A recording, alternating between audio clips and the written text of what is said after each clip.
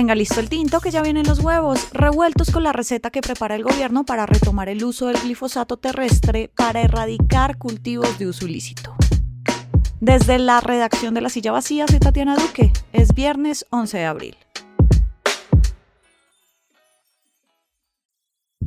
Hoy vence uno de los plazos de la licitación que abrió la Policía Antinarcóticos para comprar 40.000 litros de glifosato, el herbicida que a inicios de este siglo fue utilizado para erradicar con aspersión aérea los cultivos de uso ilícito en Colombia y cuyo uso de forma aérea fue suspendido hace 10 años. Según la misma licitación de la policía, la idea es usarlo para la erradicación terrestre y se aplicaría en 16 departamentos. El ministro de Defensa dijo que frescos, que tranquilos, que solo se va a utilizar si los campesinos cultivadores lo permiten. Los cultivos ilícitos están creciendo y el primer plan del gobierno es la sustitución. La última frontera es el herbicida que el presidente prometió en campaña no volver a utilizar. Hoy hablamos de los factores que hacen que el glifosato vuelva a la conversación pública. María Alejandra Vélez es profesora titular de la Facultad de Economía de la Universidad de los Andes. Fue directora del Centro de Estudios sobre Seguridad y Drogas, el CESED, y actualmente coordina el área del Desarrollo Rural, Economías Ilícitas y Medio Ambiente. Gracias por pasar por acá.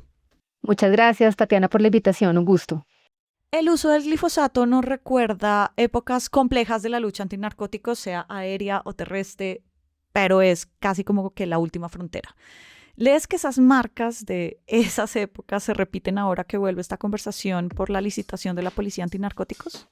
Sí y no. Digamos, yo creo que habría que hacer una precisión y es que la aspersión aérea con glifosato está suspendida desde el 2015. Hoy la discusión no está sobre eso, pero sí está sobre una aspersión manual con glifosato que igual también tiene problemas en términos ambientales. Pero más allá de eso, yo creo que el problema mayor es que estamos retomando una conversación sobre estrategias de reducción de oferta que son muy poco efectivas. Todas, la aspersión aérea con glifosato, la aspersión manual con glifosato o la aspersión manual o erradicación manual forzada. Las tasas de resiembra que plantea Naciones Unidas es de 36% en el caso de fumigación aérea, 69% en el caso de aspersión terrestre, la tasa de resiembra, 30% en el caso de la erradicación manual forzada.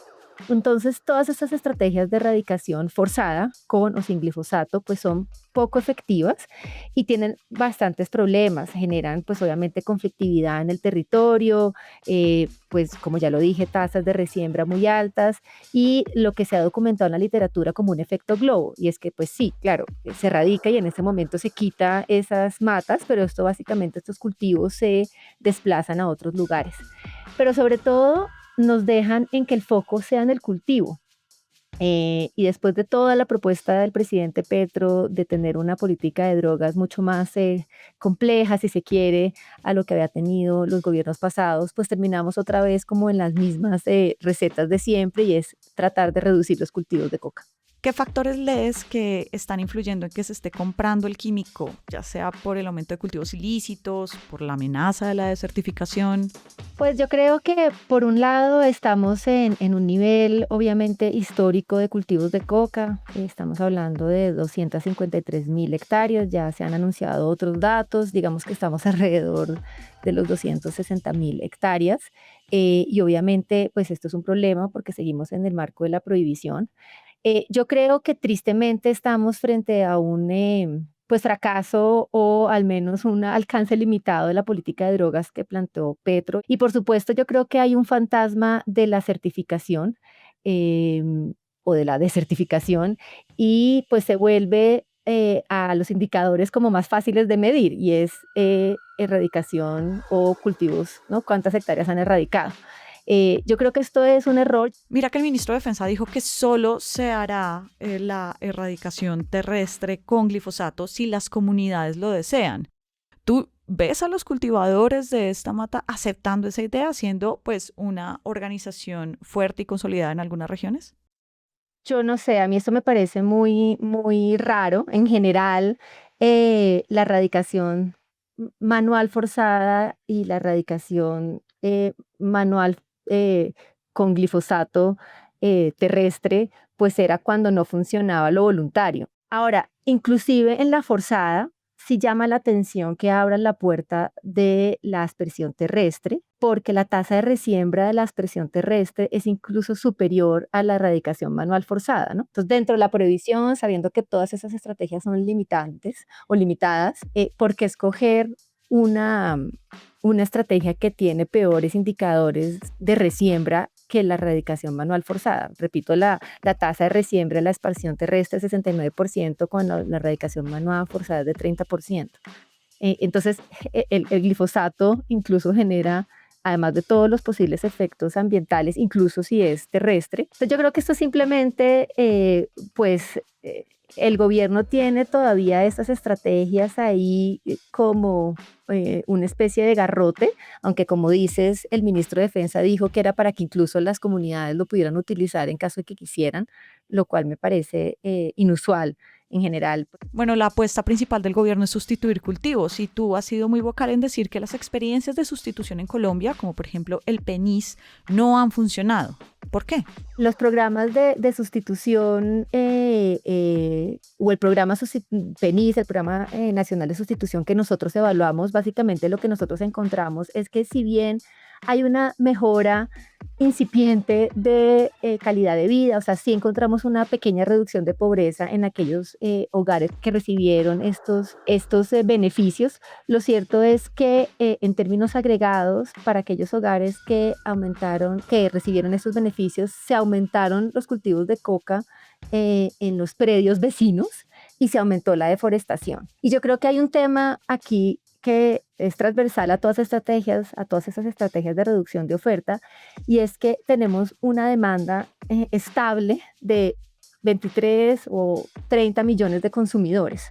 Entonces, pues todas estas estrategias lo que hacen es que se desplazan los cultivos a otro lado, porque siempre hay una población dispuesta a cultivar. Yo creo que por eso el foco debería estar en disminuir la violencia y en otros momentos de la cadena de valor que son más importantes y que generan violencia. Pero siempre quedamos otra vez en el foco a los cultivos como indicador de política de drogas, y creo que ese es el problema y es en el que estamos, obviamente. ¿Y crees que en el panorama global o regional en el que estamos, en ese lugar, otras naciones pueden copiar esa estrategia de buscar en las demás cadenas de producción para atacar el problema? El presidente Petro hablaba de, por ejemplo, concentrarse en las incautaciones de coca. Sí, el tema de la certificación además es un poco injusto en el sentido que ya en Colombia tenemos solamente la producción y tenemos unos grupos que ponen este producto en la frontera, pero igual luego hay otros grupos de otros países que atraviesan rutas por todos los otros países que son los encargados de la distribución. Entonces no sé por qué siempre el foco está en Colombia, en el primer eslabón, digamos, de la cadena. Entonces yo creo que sí hace falta una estrategia regional que esté enfocada en desarticular el crimen organizado. Ahora, en este gobierno Trump, pues se nos acaban un poco como los espacios de maniobra y de diálogo, de buscar otros indicadores. Yo creo que tuvimos una oportunidad perdida con el gobierno anterior de revisar y plantear otro tipo de indicadores. Lo cierto es que estamos en el peso de la desertificación se le pone al país productor donde están los cultivos y no necesariamente por donde pasan todos los productos y por donde pasa toda la ruta. Lo cierto es que claramente el énfasis del gobierno Petro, igual incluso así han anunciado que todavía está esa estrategia, no va a ser la aspersión manual con glifosato ni tampoco la erradicación forzada. Se supone que el énfasis del gobierno Petro está en la sustitución voluntaria y en la transformación territorial.